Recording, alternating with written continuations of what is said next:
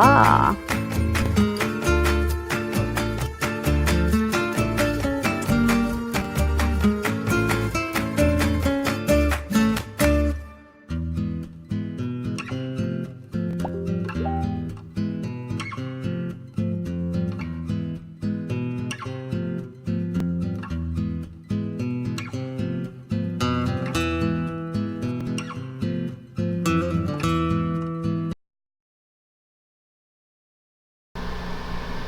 And it looks like Facebook has allowed us in. Woohoo! Facebook. Wow. So, welcome back live with the Shaman. And, yeah, as long as Facebook stays stable, we might actually have a relatively decent conversation today.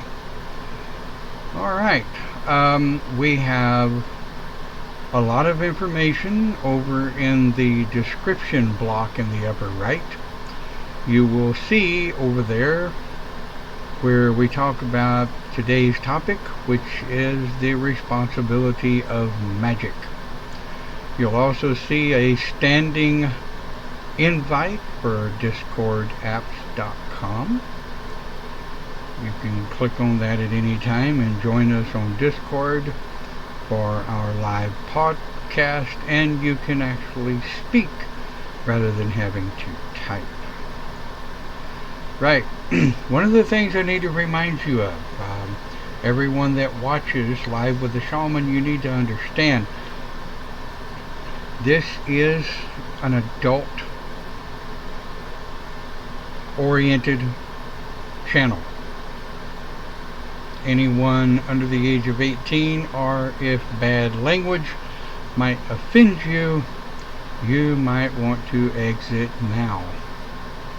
On this channel, I am the Shaman founder, I guess you could say, of Grove of the Celtic Shaman. We generally have myself and 2 other masters in channel. Today we only have one. Clint is busier than a lone tail cat in a room full of rocking chairs. We generally have 2 master apprentices in channel. Lucy is generally here as well, but she's also busier than hell. They just moved back to Texas. Welcome back to Texas, Lucy. And Sabrina, who, bless her heart, usually works nights, so she's very seldom ever here. We have with us in Discord today Cindy. Say hello, Cindy. Hey, everybody. Alright. We have a newcomer to our midst this morning. And I'll be goddamn, I still cannot pronounce her freaking name, even though I read it off earlier. So anyway. Kavada? Ah, hell. Welcome. Right, what are we? We are Shaman. Cindy, if you just posted Live with the Shaman, change your post name, please. Looks like there's 3 of you in channel. One of you may be Clint. Clint may be listening in. And the other one for sure is Cindy. Ha ha ha, there's Cindy. Morning all. Right. Morning, Dave. Hey, Dave has joined us. Good morning, good morning. Some of you, depending on where you're watching, may well be afternoon or early evening. Cavell Veda. You'd be surprised at how many people cannot say it. Well, I'm one of them. There's just some things I kind of wrap my tongue around, but Scott, I speak with no problem. Shit. Alright. So, what's our topic? The responsibility of magic. Well, let's go over some Magic 101 real quick, shall we? And of course, our broadcasts are essentially designed for those that are just kind of checking out shamanism, just kind of checking out our breed, if you will, of shamanism, our denomination of the shaman path. We study Celtic shamanism. We spent many years putting it together. We are not, I say again, we are not the only Celtic shaman grove out there. Morning, Sean. We just happen to be the only grove of the Celtic shaman that I know of. Morning, Sean. Yep. Now, if anybody's signing into Discord, I can't see Discord, so if you want to say something, by all means, pipe in. I got it watching on my other screen. That'll work. So, responsibility of magic. Let's talk about Magic 101 first. What is magic? Magic is energy, right? Magic. Magic is the manipulation of energy to perform a particular event, set of events.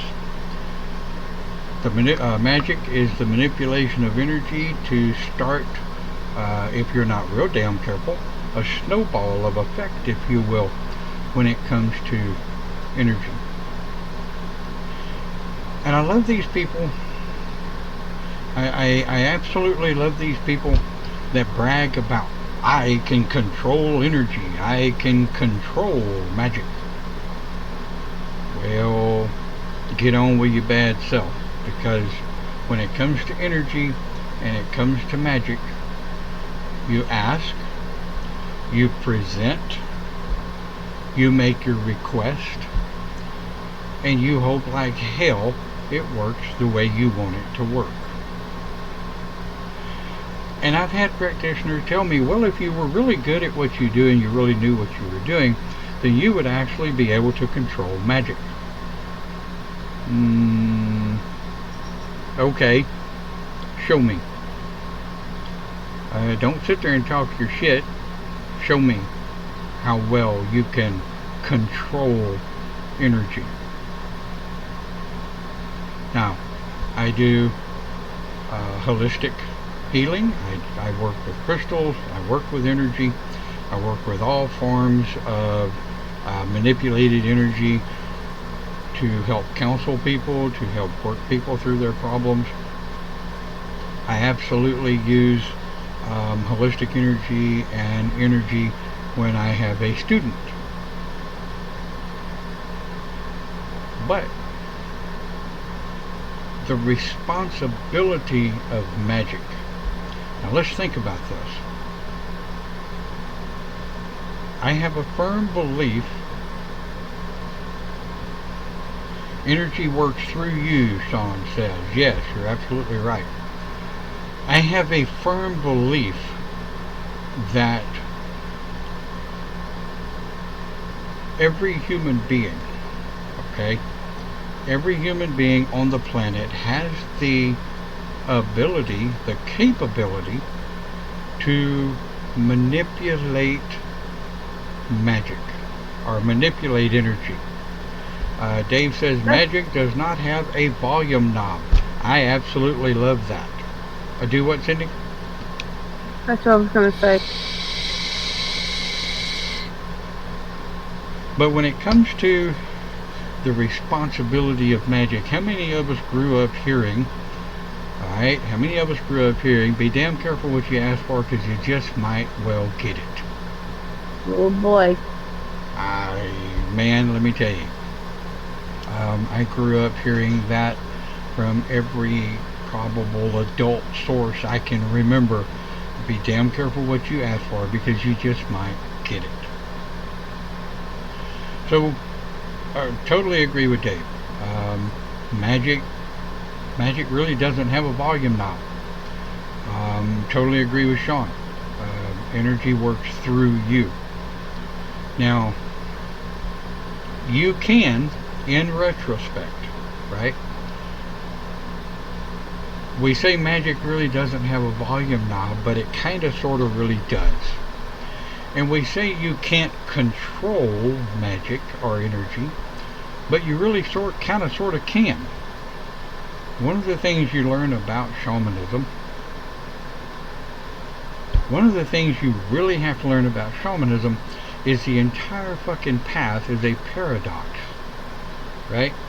The entire path and lifestyle of a shaman really is a paradox. There are things that we shouldn't be able to do that we can do, some of us naturally. Some of us have to be taught, but for the most part, we just do it because we do it. We say magic doesn't have a volume knob. I agree with that, but here's the way I have come up with a volume knob in my holistic healing. The difference between holistic healing and holistic Christology and Reiki is one real great big fact. Anybody that's ever studied Reiki, you understand that a Reiki master does their little wipes and their little swishes and their little swabs and mobs and what have you. But they are using wide fucking open energy. They are swiping the energy through the aura. They're wiping the energies down to the ground. They are... It is fucking crazy. Now, I'm not going to put down Reiki. Absolutely not. Reiki does work for many people. However... Not me. Not me either. However, when you're talking about the use of holistic energy on people, you're using a form of magic. Because what is magic but the manipulation of energy? The responsibility of that is 100% on you. The responsibility of the magic that you are using to either call up an altar, call up a circle, work with a friend to try to heal them, whether you're doing trigger point energy, whether you're doing tantric energy, whether you're doing counseling energy, whatever form of energy you are using, the responsibility, Yeah, responsibility is yours, but sometimes it doesn't work. Right. Energy is not 110%. Energy is always there. The manipulation of that energy is always there. But there's one word. There's one word that truly, really explains it all. Responsibility? Responsibility. When you say, and I say you, I mean myself and everyone else who watches our broadcast here on Live with Shaman, the responsibility and the manipulation of that energy and that magic, when you are working on or with an individual, when you're calling up a circle, when you're casting up your altar, and you're going to love this next one. But when you're driving down the road and some goofy twit pulls out in front of you or cuts you off on the freeway, and you sit there and say, you know what, motherfucker, I wish you'd have a flat. Well, we have a friend named Kim that does that, remember? Aye, yes, we do.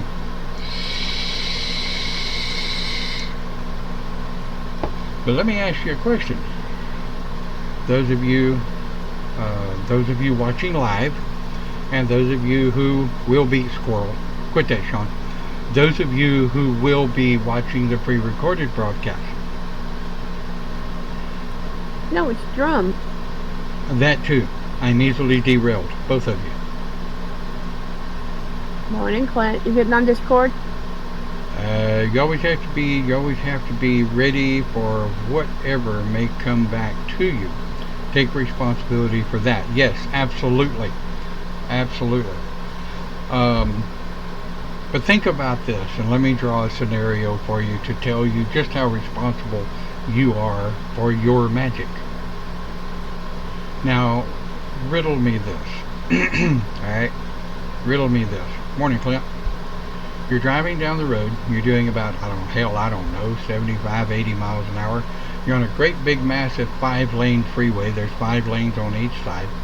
And I speak from this from experience because Highway 75 in Dallas is in some places on my way to work in the morning 5 lanes on each side with the average speed of 80 miles an hour. Now, I've never done this, okay, because I am very careful what the hell I say to asshole stupid drivers on the highway. Yeah. But think about this. Here's a scenario for you. You're cruising, you're in your lane, you're not in the fast lane, but you're in your lane, and you're cruising, 75, 80 miles an hour, and this ding-dong dickweed pulls out in front of you and cuts you off, and you say, you know what, son of a bitch, I wish you'd have a flat tire. 3 seconds later, they have a blowout. They go flying across the freeway, take out an innocent minivan with an entire family, kill themselves in the process, and cause an absolute backup and snowball of a chaos effect that could cause an ambulance to be stuck in traffic with someone having a heart attack, and they die and don't make it to the hospital. Let's think about cause and effect. We've done broadcasts before on cause and effect. It all comes down to the responsibility of magic. Now, here is where the paradox comes in, ladies and gentlemen. Did your magic cause that calamity? Did your magic help with the cause of what was supposed to happen by the will of the gods anyway? In other words, it was these people's time to go. It was quick, it was hit, it was an explosion, it was done, everybody's gone. It was their time to go anyway. So herein lies the paradox. Was it supposed to happen anyway, and were you just an unwilling tool in the cause and effect of events?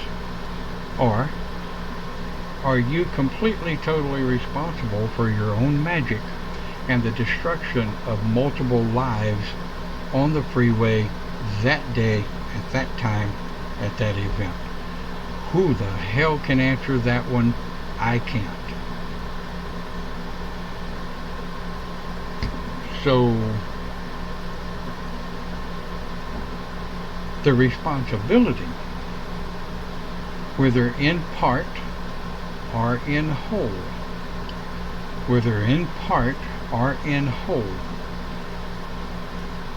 I would say, in my interpretation, would be yours. But are you? I don't tend to believe in coincidences. And I'm going to contradict that with saying I do believe shit happens. Now there's a difference between a coincidence and shit happens. Shit happens comes when you, i.e. you, me, or anybody else, happens to be involved in somebody else's snowball. Somebody else does something stupid that causes a snowball event that causes you or someone with you or around you to get hurt. There you are, Clint. Good morning, Clint. Are you on Discord this morning? He's trying. Pump up the volume. So the responsibility, and anybody chime in anytime if you have something you want to say. The responsibility when that thought hits your heart, when those words come out of your mouth, either the responsibility, or a portion of that responsibility, I believe, is yours. Correct. That's my thought. My thought is like we have the grove here, okay? Before, well, we still do. If our students do something, do we get the karma off of it? We take responsibility of it. Well, we do, and I've always taught my students, you and Clint and several, or the rest of the others, that when you take a first year and a seeker that's coming to you seeking knowledge and wisdom, you are responsible for that individual's education and wisdom to a point.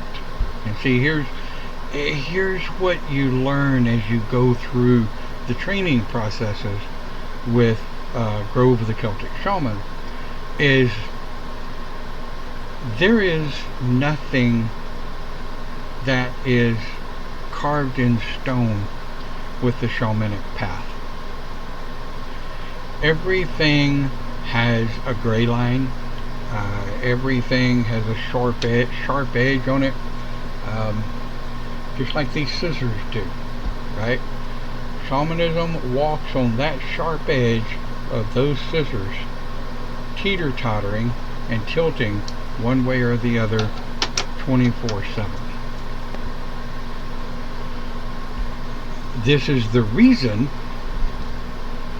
that over 96% of all students that oath and join the Grove never make it past the priesthood.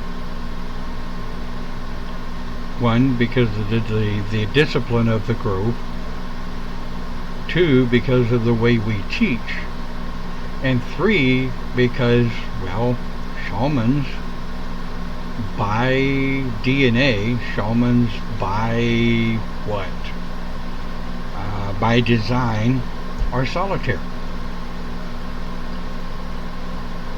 Just in the last 100 or so years have shamans started mingling in with society.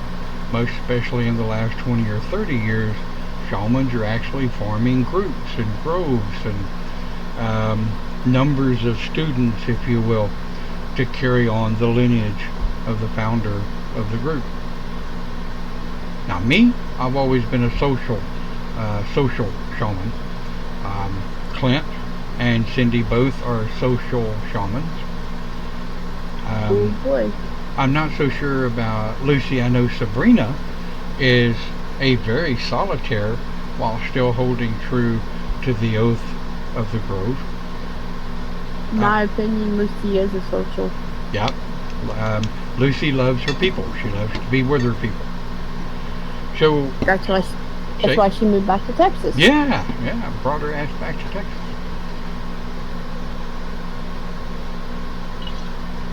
Although, of course,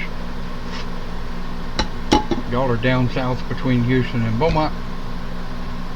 I am 6.5 hours away in the DFW area, so, well, shit. But road trip. Such as it is, right?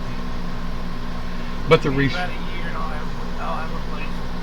Clint, we can't hardly hear you. Sean, dude, what about me? He says, bless your heart, I didn't forget you. Sean is a recognized master of the family of the Grove. Sean has always been very active within the Grove, even though not an Oath Grove member. He is solitaire at the same time. He likes his social gatherings. He likes John, you need to come to circle. He likes to get out and drum and have a good time. But that's like Debbie from Scotland. She is also a master sister of the Grove, though she's not a quote member. Debbie's been around since way before the formation of the Grove. Love you too, bro. But I mean, you know, Sean and his wife Erin are both very strong practitioners in the community. Debbie in Scotland is a very strong practitioner in the community and absolutely solitaire. So Can you hear me now? almost, you're doing better.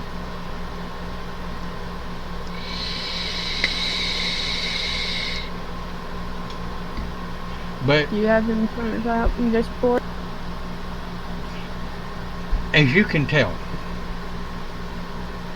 the responsibility of magic, the responsibility of energy manipulation is on you. When you feel it in your heart, you speak it from your mouth, it becomes real. You join a part of cause and effect. You join the momentum of the chaos theory.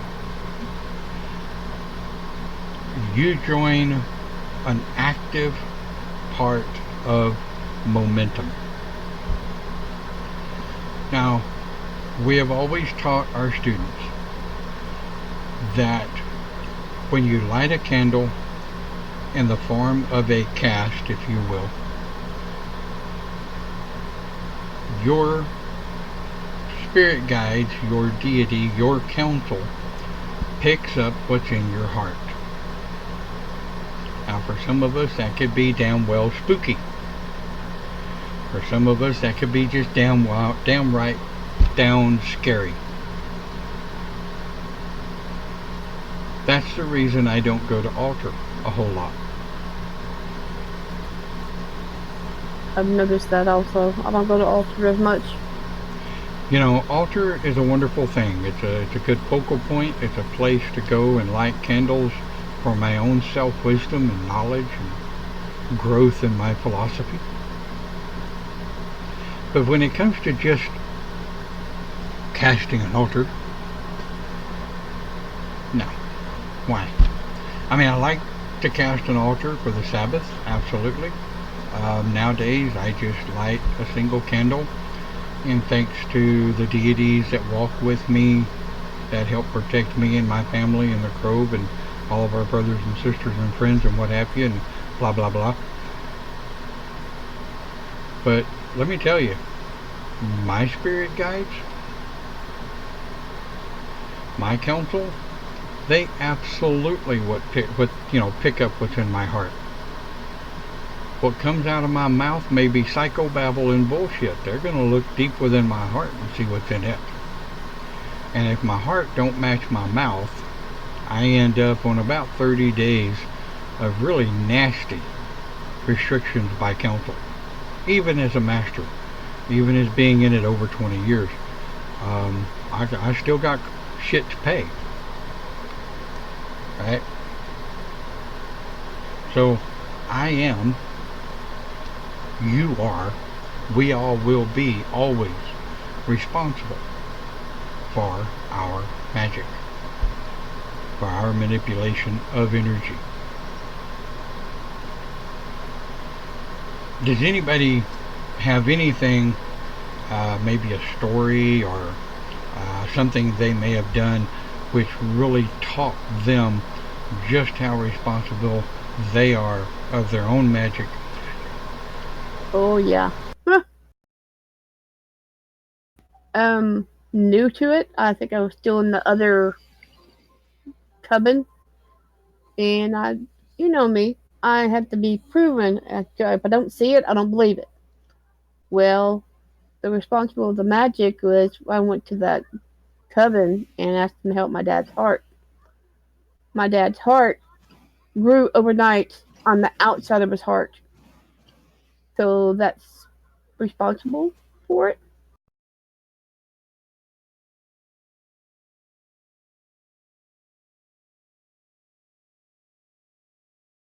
He's getting up. Woohoo! Anyway, Clint, you got anything? I was trying to get my mic straightened. Is it better? A lot better, yeah.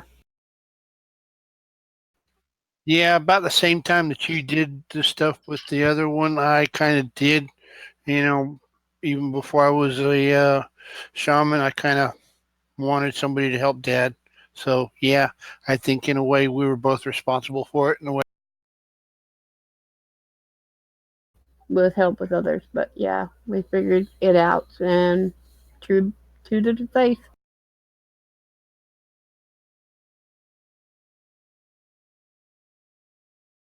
Sorry about that. I had to fix my Dr. Pepper. I ran out of coffee. But yes, you're both absolutely right.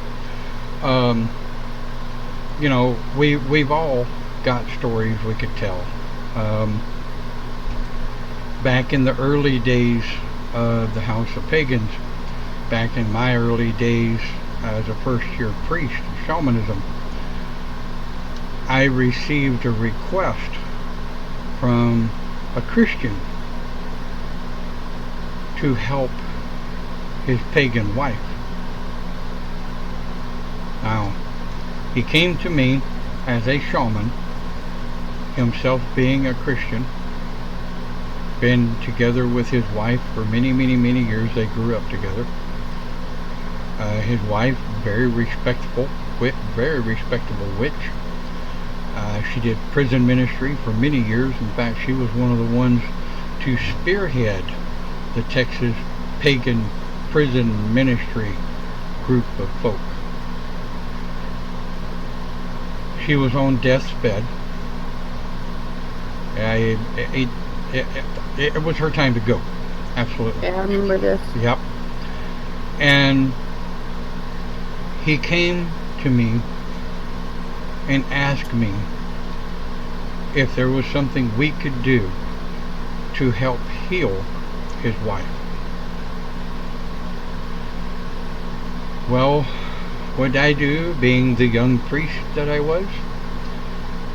I got on internet, email, telephone, text, everything I could do, requested, almost demanded everybody be in circle, shaman and not. So we call forward the shamans, the witches, the druids. We had some fae out there, and I voiced to them the request that had been made of our circle.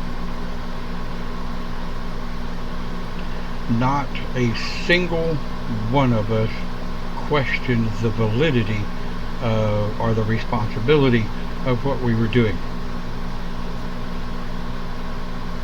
Daybreak the next morning,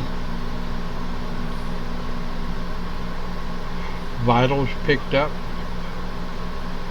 All signs of illness went away. She woke up in the hospital. The problem is, the person that woke up in the hospital was not the person that got sick. She was angry, she was vindictive, she was upset.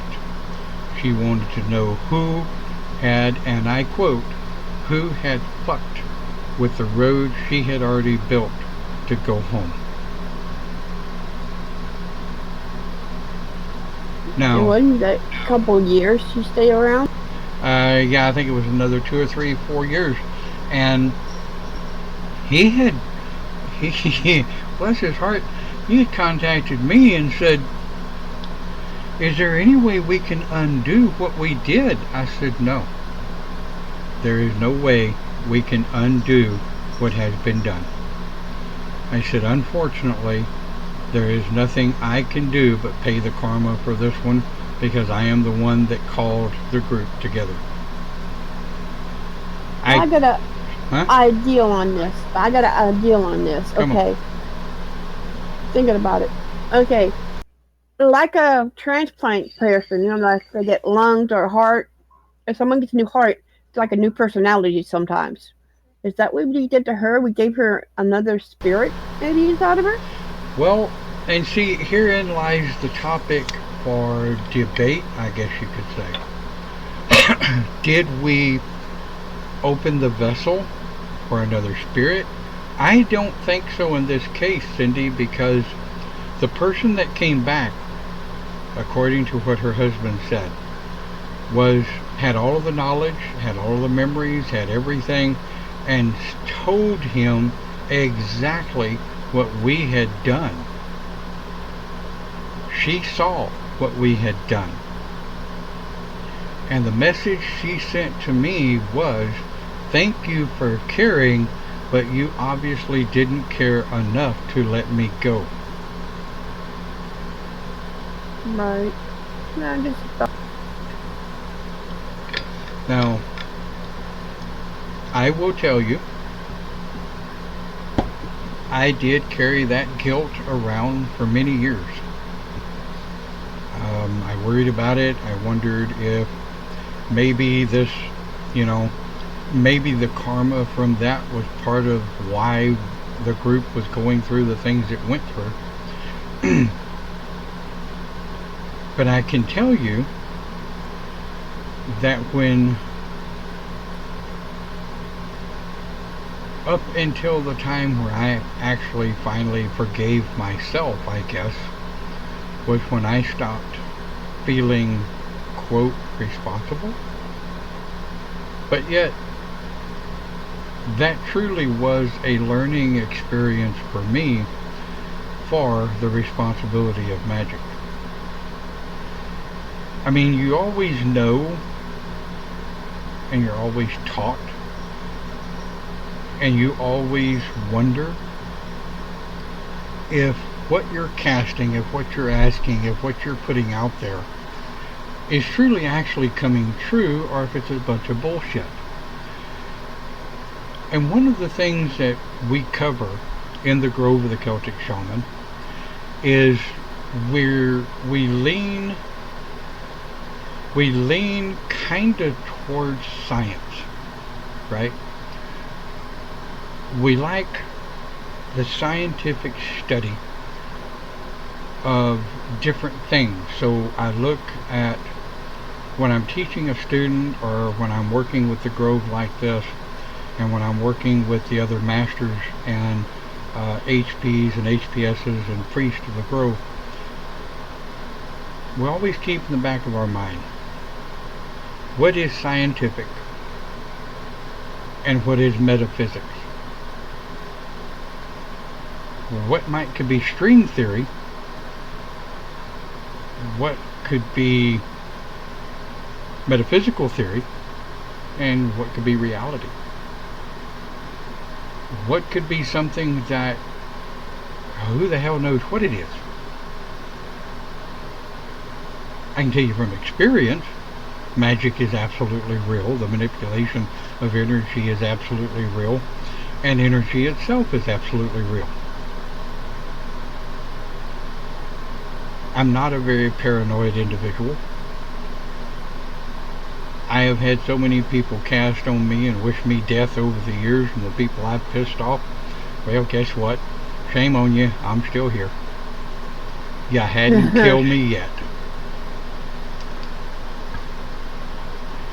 And I absolutely believe death casts are real. I've seen them come true too many times. Agreed. Yep. But the responsibility of magic is, to me, just as important as the responsibility of a brain surgeon, a heart surgeon,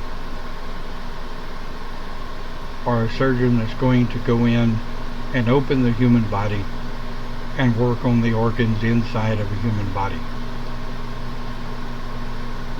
That responsibility is life-changing. So I live with a very simple philosophy of be careful what you ask for, because you just might damn well get it. Yeah, we have the responsibility of magic. They have the responsibility of cutting open a person and working on them. Ours is energy of the universe and the cosmos being not really manipulated, but used in a certain way. Absolutely. Completely agree. Well, I do know Facebook is tripping. When is it not? I've sit here 3 times already and watched the video blink in and out, even though I've got plenty of bandwidth up and down at the moment. So we're just over. Down. Go ahead. Yeah, we need to wrap it up. Mine's really messing up. Okay. So does anybody have anything else they want to add about the responsibility of magic, keeping in mind that a lot of the people that will watch our pre-recorded broadcast later on, hell, over on our archives page on YouTube, Pinterest, Tumblr, Flickr, and a few others, what advice would you give newcomers who are considering shamanism as a path?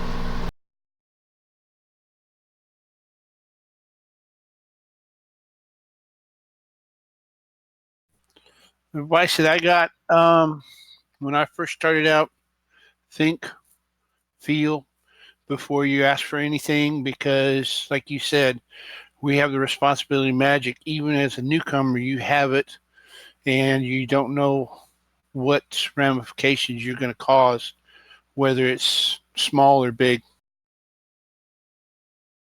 Absolutely. Anyone else?